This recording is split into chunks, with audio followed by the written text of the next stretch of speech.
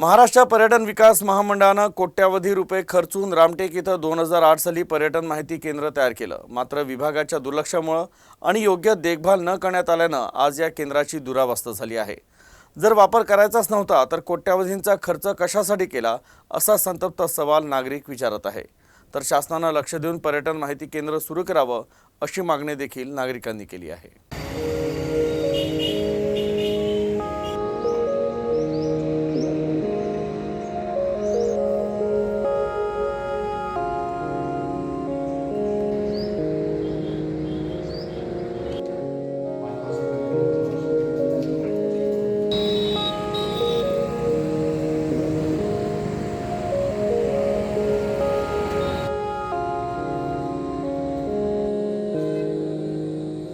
श्रीरामाच्या पायथ्याशी म्हणजे जिथे आपण जात असतो त्याच्या पायथ्याशी एवढा मोठा स्ट्रक्चर तयार केलेला आहे आणि तिथली व्यवस्था आपण पाहिली तर तिथं आज एक सामान्य माणूस किंवा एक पशुसुद्धा इथं सुरक्षित राहू शकत नाही। इतकी दुर्दैव व्यवस्था या MTDCच्या या परिसराची झालेली आहे आणि याला जबाबदार म्हणजे सर्वात मोठा MTDC, इथला स्थानिक प्रशासन आणि इथला स्थानिक आमदार आशिष जयस्वाल हा मुख्य या MTDCच्या या व्यवस्थेसाठी ज्याला आपण आरोप केला पाहिजे हे याचे मुख्य आरोपी आपण याला घोषित करू शकतो। रामटेक येथील पर्यटन माहिती केंद्रामध्ये आम्ही सगळे लोक पाहणी करता या ठिकाणी आलो।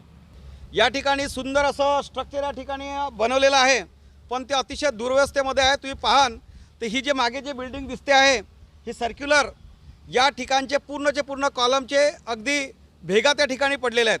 याचाच अर्थ असा आहे की ज्यावेळेस बांधकाम झालं त्यावेळेस संबंधित PWD विभाग किंवा MTDCच्या माध्यमातून जेही एजन्सी असेल त्यांनी या ठिकाणी दुर्लक्ष केलं। स्थानिक आमदार आशिष जयस्वाल त्याही वेळेस होते, त्यांचं तर नेहमीच दुर्लक्ष राहते की सरकारचा पैसा आणायचा, विकास काम करायचं आणि त्या विकास कामातून रोजगारही प्राप्त होणार नाही, विकास कामातून पर्यटकही त्या ठिकाणी लोकांना उपयोगी होणार नाही, अशा प्रकारचं एकंदरीत कामकाज त्यांचं एकंदरीत निदर्शनास येत आहे। मला टर्निंग पे पर्यटक माहिती केंद्र करके 2.5-3 करोड़ रुपए खर्चा करके बिल्डिंग बनाई है, जो पिछले 7-8 साल 10 साल से पड़ी हुई है।